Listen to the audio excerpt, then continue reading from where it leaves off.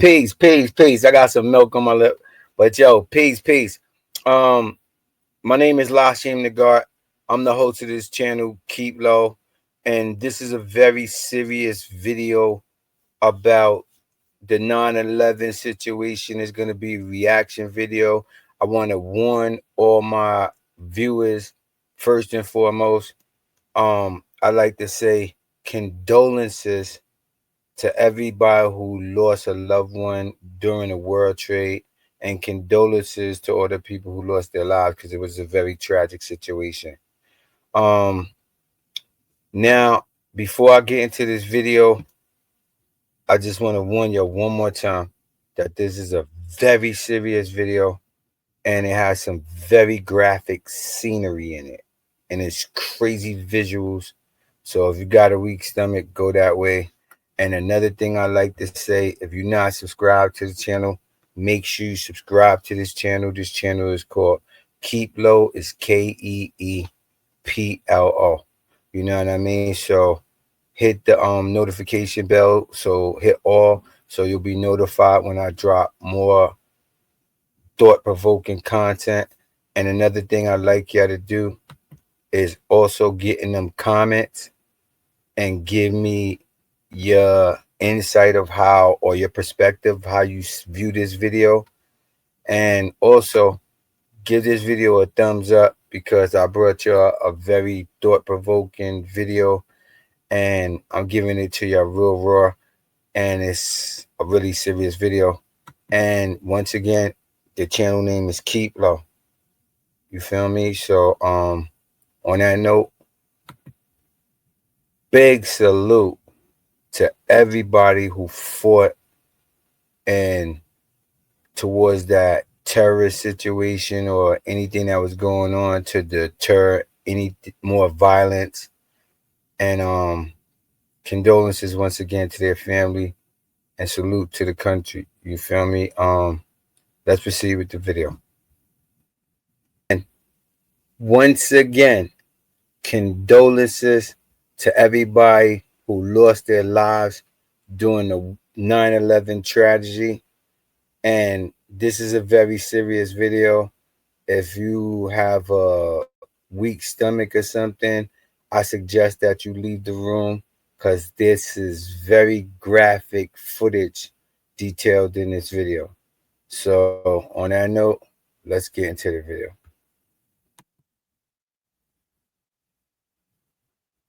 All right. So let's take a deep dive into the 9/11 iceberg. Layer 1. North and South Towers. The World Trade Center was a complex of high-rise office buildings that began construction in 1968 and were opened in 1973 as a way to bring urban renewal back to Lower Manhattan. Funded partially by Nelson and David Rockefeller, the towers were designed by Japanese architect Minoru Yamasaki, who sought to create a design that would reflect his fear of heights. He made the windows very narrow to provide a sense of security and used a system of steel beams to form load-bearing walls, leaving more interior space to use for elevators, leasable office space, commercial space, and so on. This design choice was a marvel in 1968, but would unfortunately lead to the Trade Center's downfall. On 9/11, the plane struck the towers in such a way that many of these beams were severed, and the hollow nature of the buildings meant that the 10,000 gallons of jet fuel could easily combust and penetrate throughout the structure. Most of the emergency stairwells and elevators were blocked or destroyed, save for one stairwell in the South Tower, where a few survivors managed to escape. The fires weakened the steel cores, and as the floors began to sag, the exterior walls bent inwards, eventually giving way to a full collapse.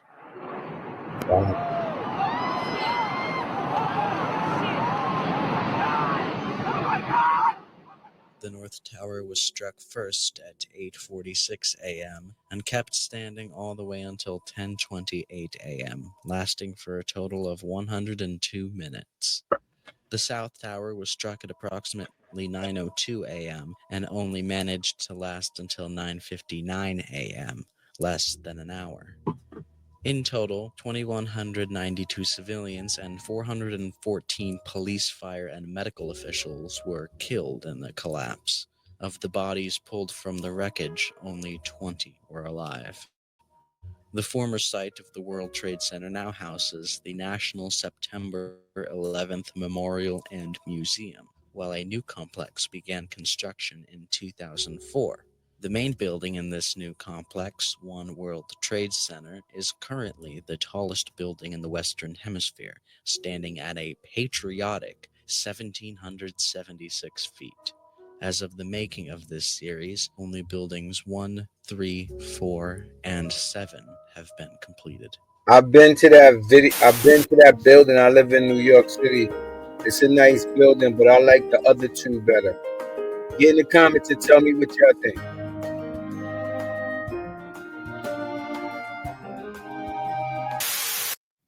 Flight 11 and Flight 175. These were the two commercial aircraft used to strike the North and South Towers, respectively. Flight 11 was an American Airlines. Yeah, I just want to pause this for a minute, real briefly. All right, look at this plane, right? Now, I want y'all to get in the comments and tell me what y'all think. But just look at this plane, right? You see, this plane is made of aluminum. Now, I know that this plane was traveling at a high velocity when it made contact with the building, but the building's made of steel, and it should have had steel beams as an interior defense to the building. And do you think that this aluminum plane really hit the building and knocked it down? Or do you think it was some type of controlled demolition? Get in the comments and let me know what y'all think. And let's proceed with the video. Owned Boeing 767 that was taken over by lead hijacker Mohammed Atta. And Flight 175 was another 767, this time owned by United Airlines, that was taken over by Marwan al Sheikhi.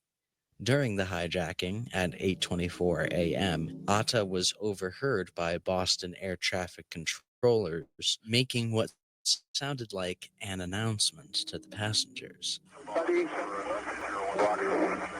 we have some planes. Just stay quiet and you'll be okay. We're turning to the airport. Nobody move. Everything will be okay. If you try to make any move, you'll injure yourself and the airplane.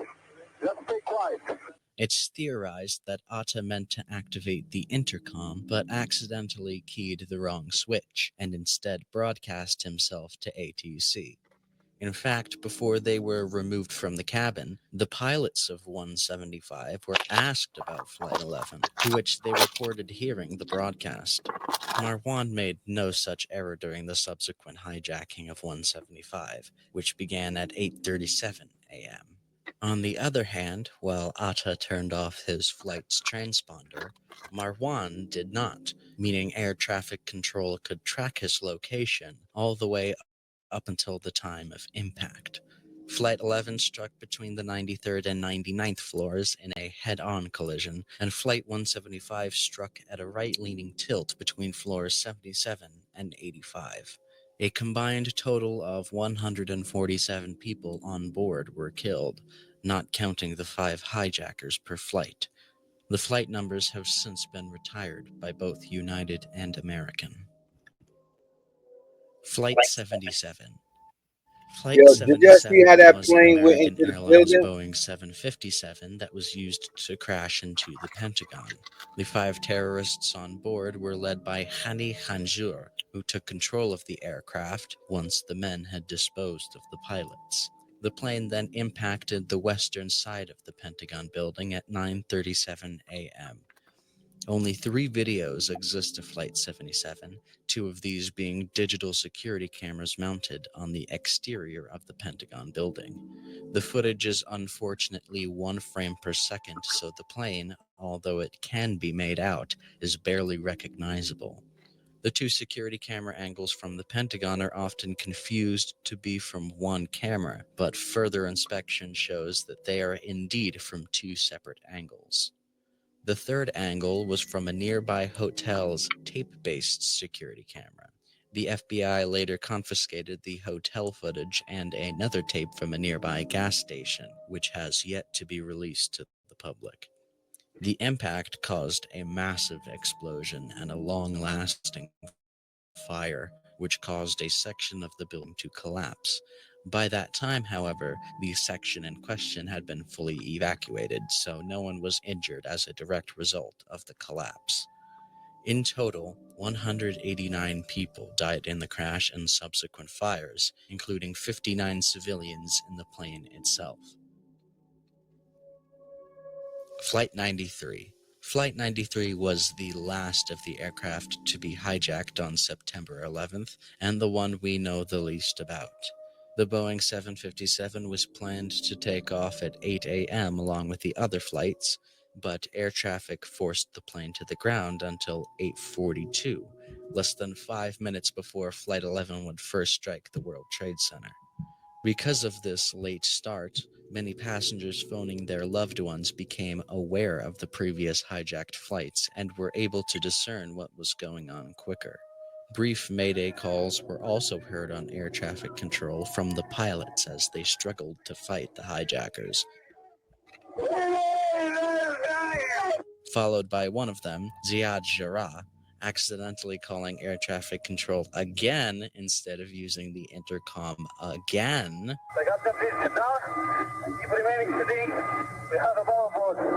The passengers on Flight 93 decided then and there that they would attempt to storm the cockpit and regain control of the plane. You ready? This guy down here. He's gonna be last. They're gonna go all out. Using the food cart as a makeshift battering ram, they began to break down the doors separating the cockpit from the rest of the plane. In a final act of desperation, the hijackers plunged the aircraft into an empty field, instantly killing all 44 people aboard. Yo, big salute to all of them who fought for their lives, even though it was a tragic situation, they lost their lives. Big salute to all of them. Of Flight 175 striking the South Tower. These range from news station helicopter shots to fixed television cameras to amateur videotapes shot by civilians. There are a total of 69 known shots of the second plane, with probably the most recognizable shots being filmed by Michael Herzakani, Evan Fairbanks, Park Foreman, Holy shit! Chris Hopewell, Holy fuck! Oh my god! Oh my god! Jesus fucking Christ! and most recently, Kevin Westley, who was actually filming from the same ferry as Hetzerkani, just at a different angle. Oh my lord! Oh my lord! Bad situation, man. Jules and Gideon Naudet footage. Jules and Gideon Naudet are a pair of French filmmaking brothers who had been teamed up with the New York City Fire Department to shoot a documentary about a rookie firefighter learning the ropes. On 9/11, Gideon stayed at the fire station, while Jules rode along with the team who were sent to investigate a possible gas leak. While filming, everybody started to hear a strange sound, almost like a jet engine soaring above.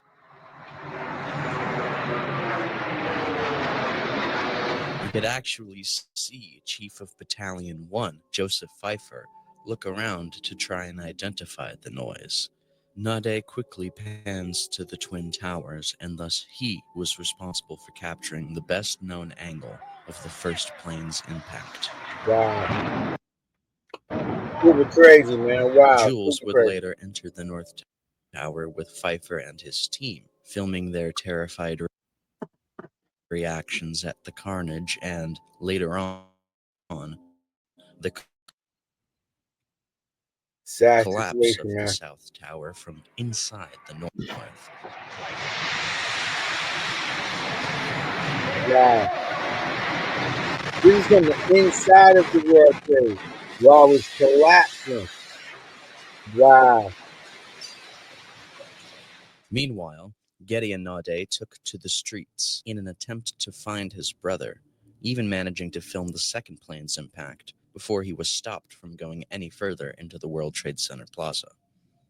After the collapse of the two towers, Jules and Gideon would later tearfully reunite at the firehouse, and they sold their incredible footage to CBS. The subsequent documentary, simply titled 9/11, was released in 2002 and won the duo 2 Primetime Emmy Awards, 3 separate Emmy nominations, an award from the Television Critics Association, and a Peabody Award.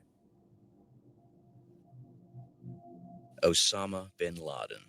Osama bin Laden was the founder and leader of Al Qaeda from 1988 until his death in 2011. He was born to a wealthy family and joined Afghan forces fighting the Soviet Union in 1979. Said Afghan forces were indirectly funded by none other than the United States due to their anti communist sentiments.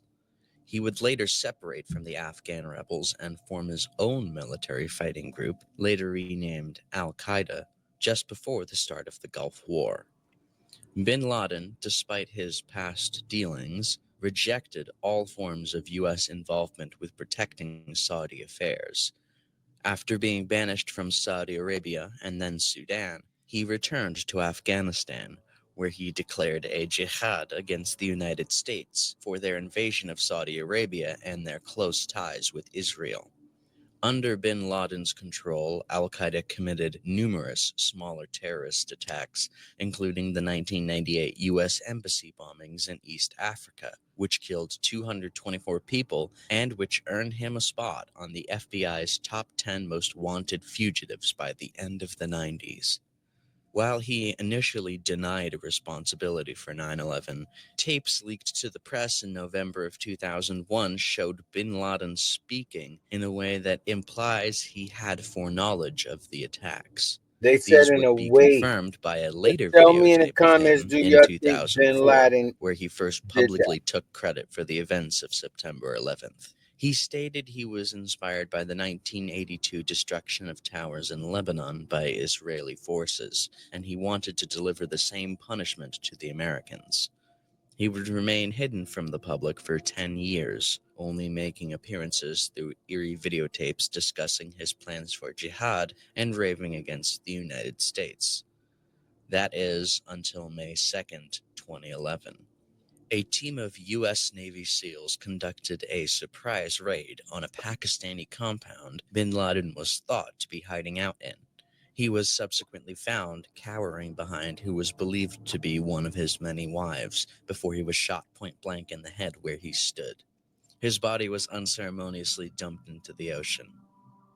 Al Qaeda as an organization still exists today, just without the power they once held in the early 2000s. They dumped this body in the ocean so that Khalid people Sheikh can't go there and Mohammed, for the martyr sake him. of My Dumb You know what I American mean? Like Ass, we're crazy just where he going to call was. him KSM. Whereas Osama was the big scary figurehead of the events of September 11th, KSM was the actual mastermind. He was the primary Al Qaeda member responsible for planning 9/11. At least, that's what we've been told. KSM's involvement with terrorism can be traced back to the year 1994, where he, along with his nephew Ramzi Youssef, remember him, he'll come up later, created Operation Bojinka, a terrorist plot to detonate bombs on 12 separate U.S. aircraft, in addition to flying one into the CIA headquarters. Once the plot was discovered and he was charged with terrorism by the U.S., he fled to Afghanistan in 1996 and set up a working relationship with bin Laden.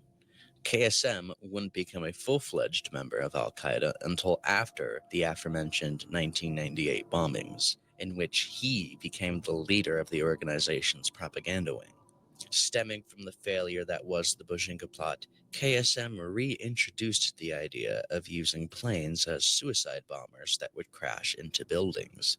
With the help of bin Laden, this plan was simplified and refined, with KSM himself selecting the targets and facilitating travel for the hijackers. It was also KSM who insisted the planes be flown into buildings. Bin Laden was eager to strike the US and thought it would be sufficient to just down the planes, but KSM was adamant on the symbolic impact the destruction of the buildings would cause the Americans. He would take credit for the Holy Tuesday operation in 2002 during an interview with Al Jazeera, though this was later disputed by his personal representative. 1 year later, members of the Pakistani Inter-Service Intelligence, in conjunction with the CIA, captured KSM and extradited him to the United States.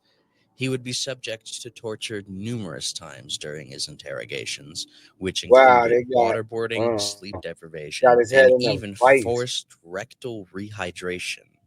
All of these would later be classified as Rectal torture by organizations rehydration. such as the Red Cross and the Human Rights Watch. Eventually, in 2007, after 4 years of imprisonment, he finally confessed to plotting the 9/11 attacks, while also taking responsibility for other attacks, including an earlier bombing of the World Trade Center in 1993, an Indonesian nightclub bombing in 2002, and many other plots which never came to fruition. He was formally charged with terrorism in 2008 and is currently imprisoned in the infamous Guantanamo Bay as his trial slowly continues in the court of law. At this point, it's going to take longer to prosecute the man for destroying the World Trade Center than it will to finish rebuilding the actual World Trade Center.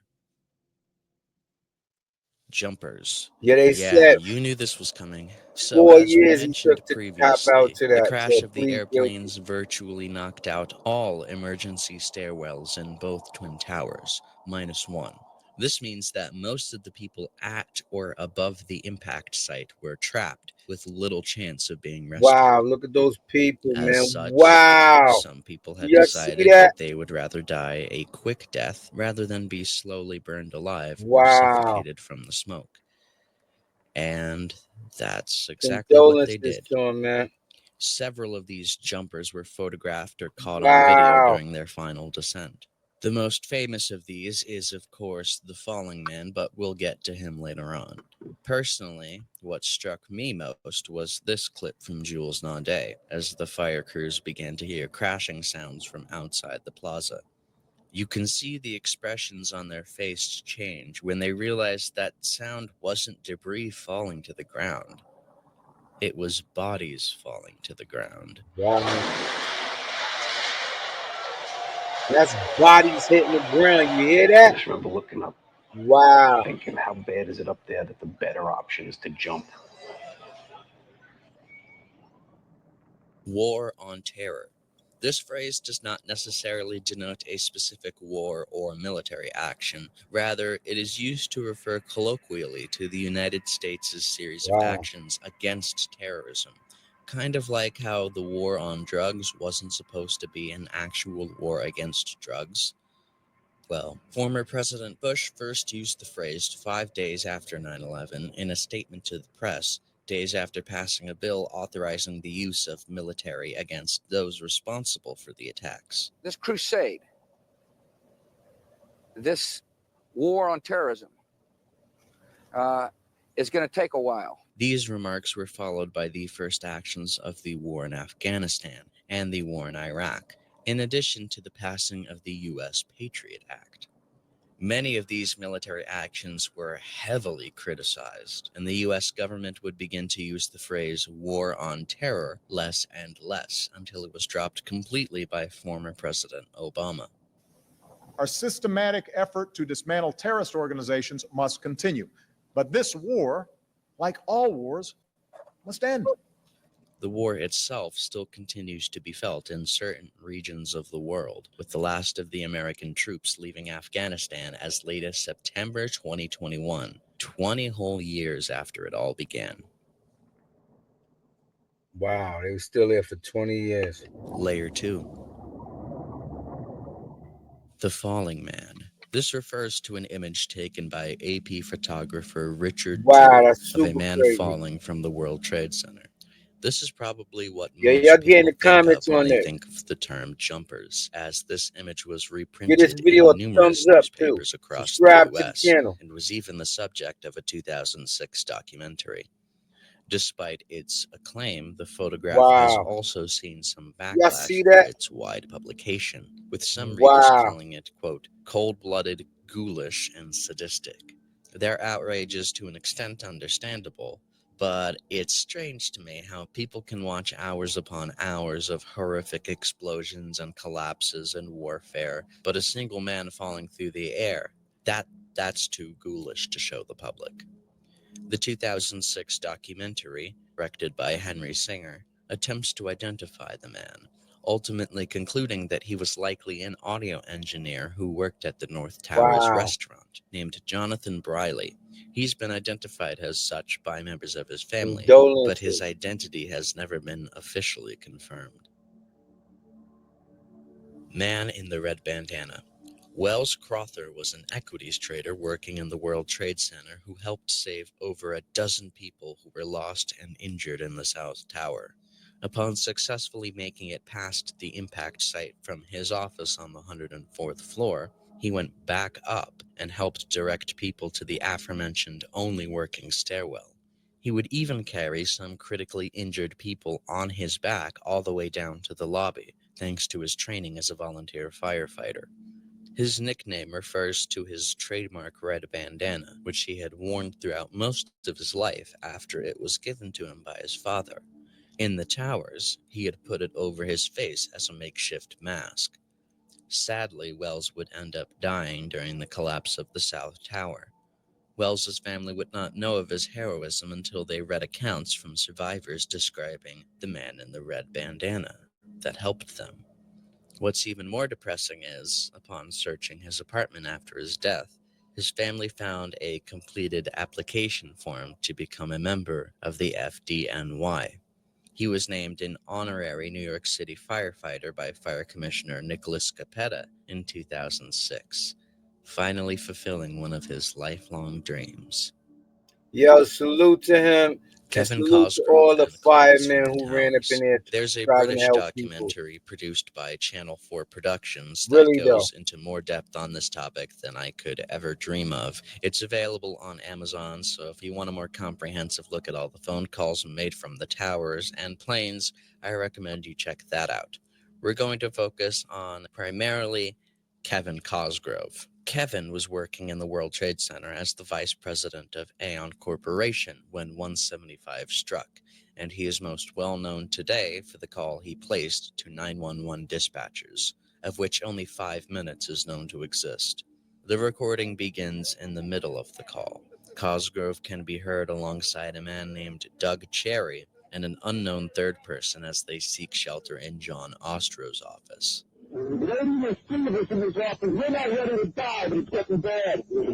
Kevin desperately pleads with the operator for any kind of help.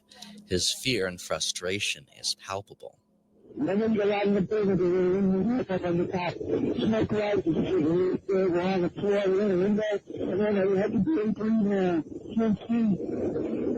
Something you have to realize is that Kevin states numerous times he is on the 105th floor.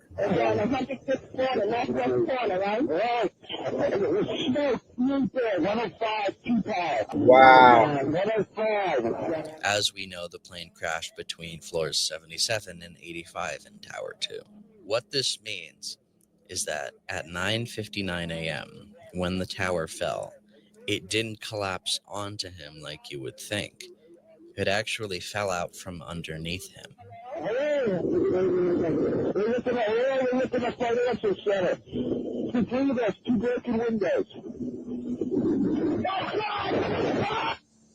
Several other unreleased phone calls were made from Wow. both the towers and the airplanes, though most Y'all only see that? survive via accounts from family members Wow. or transcripts from the 9/11 Commission. Brian Clark and Stanley Premnath. Stanley Premnath was an executive for Fuji Bank who worked on the 81st floor. Brian Clark was an executive for Eurobrokers on the 84th floor. When the North Tower was hit, Clark remained at his post, while Stanley attempted to leave the building with one of his co-workers. He was stopped by security who had deemed his tower safe and gave him clearance to go back in. Once Stanley got back to his desk, he took a phone call from another associate of his, and as he was doing so, he spotted the second plane rapidly approaching. I'm hypnotized standing up there. I'm not having time to react. All I'm looking at is this plane, and it's getting bigger, bigger, bigger. Lord, I can't do this, you take over. And I dove under my desk. Wow, he's seen the Flight plane 175 coming hits at the him. second Super tower, but crazy. miraculously Stanley survived, although he was Wow. trapped under And he debris. survived. Meanwhile, Brian and his coworkers were descending the stairs when a woman stopped them and told them they couldn't go that way because there's too much smoke and fire. She claimed their only chances of being rescued were on the roof. While his group debated on what to do next, Brian heard Stanley's cries from outside the stairwell and went to save him. As he exited the stairwell, he turned back to see most of his colleagues going back up. They all would later die in the collapse. Brian managed to hoist Stanley over a wall, and the two continued down the stairs until they reached floor 31, where they were able to call their loved ones and 911 operators. As they finally exited the building through the lobby, Stanley remarked how, You know, I think that tower could come down. And I don't know why I'm telling this man this building is going. But I knew it was not over. I said, there's no way. That's a steel structure. That's They just both made draperies it and out. carpets Wow. and furniture burning. You know, there's no way. And I didn't finish my sentence when the tower started to slide.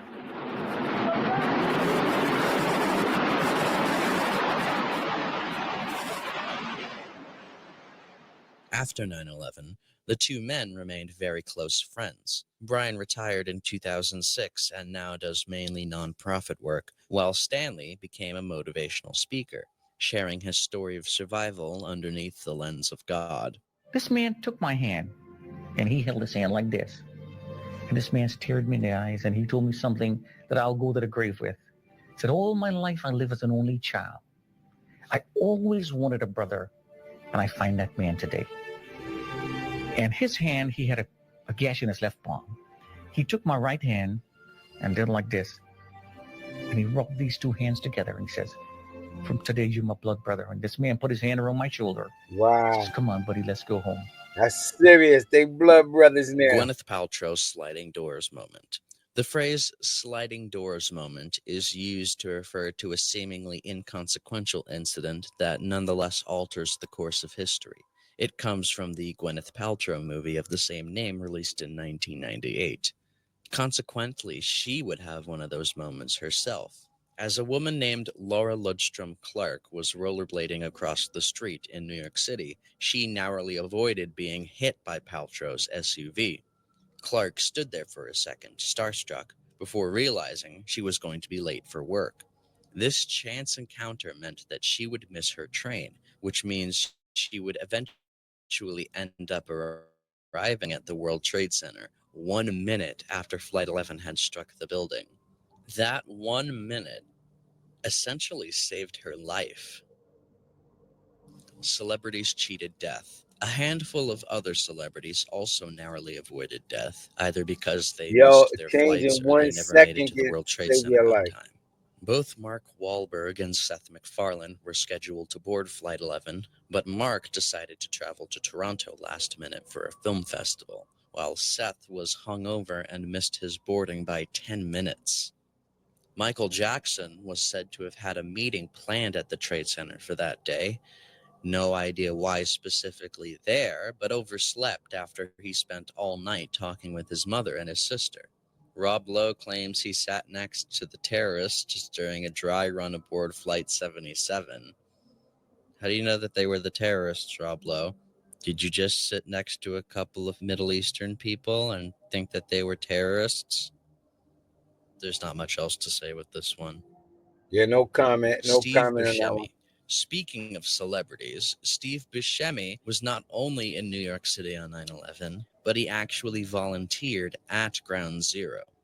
Way I back in live in New York 1980, City, before he yo. had We ever respecting acted all of in a that out. film, he was part of the FDNY, Engine Company Number 55 in Little Italy. You handle my ass. Upon seeing the devastation, he attempted to call the fire station he used to work at, but he couldn't get through. So he walked right down to the destroyed plaza and got to work. He was there for 5 days, digging through the rubble and helping however he could. He refused any interviews or photos, insisting he was not there for the publicity, just to help people out. Steve reported suffering from PTSD due to his experience, saying, "I was only there for like 5 days, but when I stopped going and tried to just live my life again, it was really, really hard." He continues to produce and help out on various projects relating to 9/11, including the 2014 documentary Dust: The Lingering Legacy of 9/11. We are approaching, the same number of deaths of firefighters, from 9/11 cancer-related issues than what happened on the day itself. But I think what hurt the most was that they were not being properly taken care of once the cancers started to happen. Everybody at the time around 9/11 was that we wouldn't forget, and they felt forgotten. Yeah, that's a sad situation, man. Yo, Salty and Roselle. the Salty and firefighters, big Roselle were salute to both all of guide them, man. dogs who coincidentally both happened to be in the same tower of the World Trade Center at the moment the plane struck.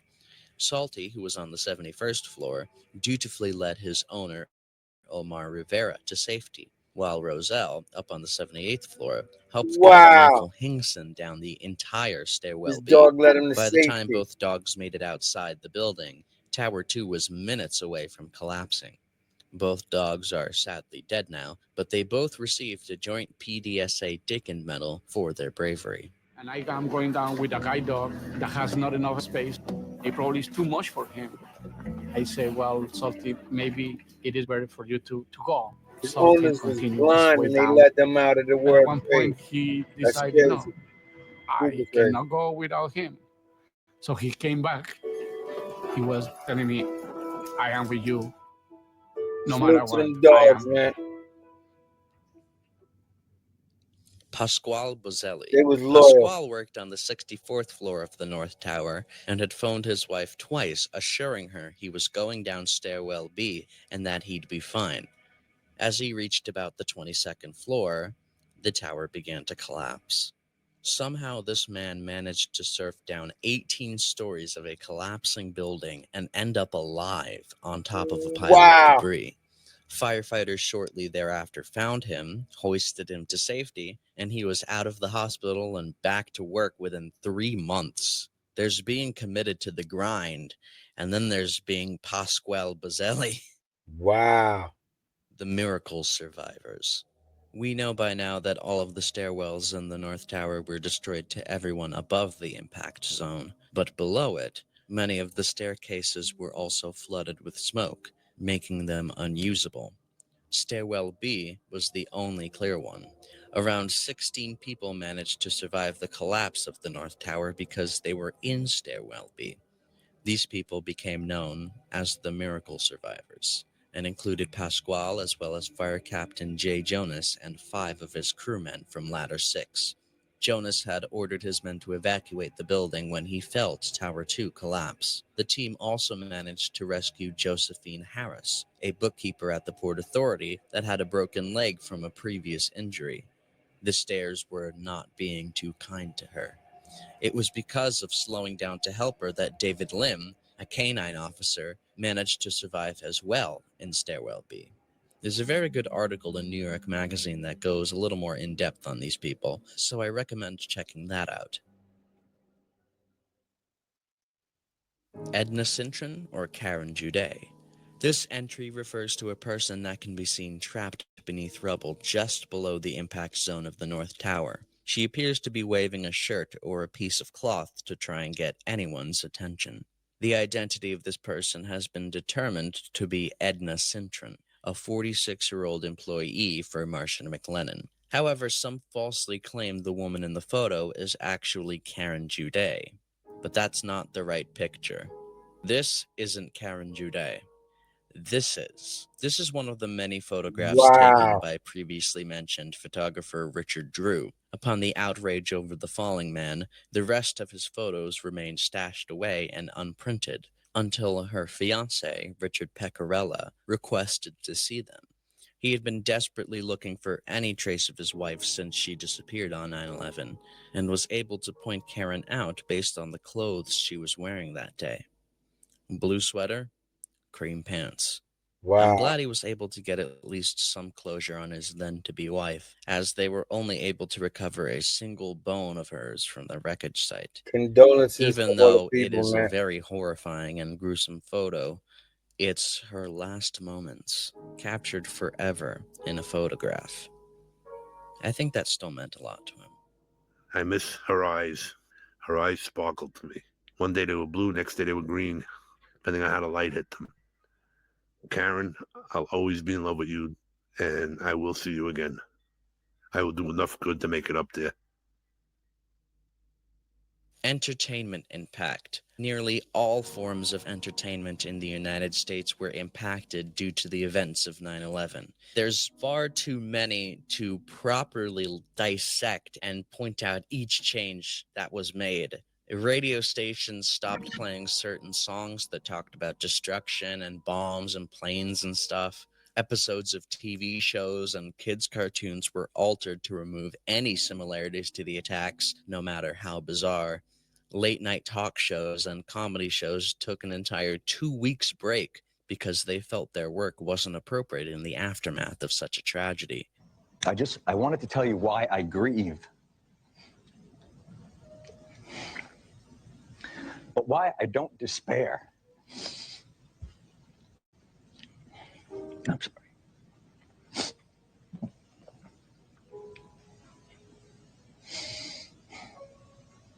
Luckily, we can edit this. Movie releases were delayed, altered slightly, had their promotional materials swapped due to appearances of the Twin Towers. Sports games were either delayed or canceled. Video games were altered. Their packaging was changed. And now you can't even crash into the Twin Towers in Microsoft Flight Simulator 2002. The cultural impact of 9/11 was so deep that every piece of media Americans consumed became affected by it. And I mean every piece. Just to give you an example, something totally minute. The news ticker at the bottom of the screen on 24-hour news networks like CNN was introduced on 9/11 by Fox News of all networks. And it's now a standard practice by news stations that's still there to this very day. FEMA and NIST. FEMA stands for the Federal Emergency Management Agency. After the collapse of the towers and Building 7, Congress and FEMA realized there was no federal agency with authority to conduct technical building failure investigations. The National Construction Safety Team Act was quickly passed, and NIST, short for the National Institute of Standards and Technology, was tasked with investigating why and how the towers fell. FEMA's role was primarily to provide funding for NIST, as well as local cleanup crews and repairs to damaged buildings. NIST, meanwhile, created and conducted state-of-the-art computer simulations, interviewed hundreds of survivors and witnesses, and obtained hundreds of hours of videotapes, in addition to conducting real fire tests in the lab and collecting real pieces of fragmented steel from ground zero. This investigation and subsequent report, published in 2004, is where most of our knowledge of 9/11 and its accompanying evidence comes from. However, of course, it isn't without its critics. Many have taken issue with the way NIST conducted their investigation, saying it seemed that they had their narrative predetermined and they formed all of their evidence around it. We'll get more in depth on the inconsistencies and flaws in the NIST report as we head to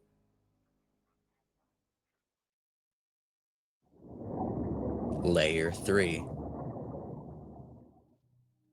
Controlled demolitions.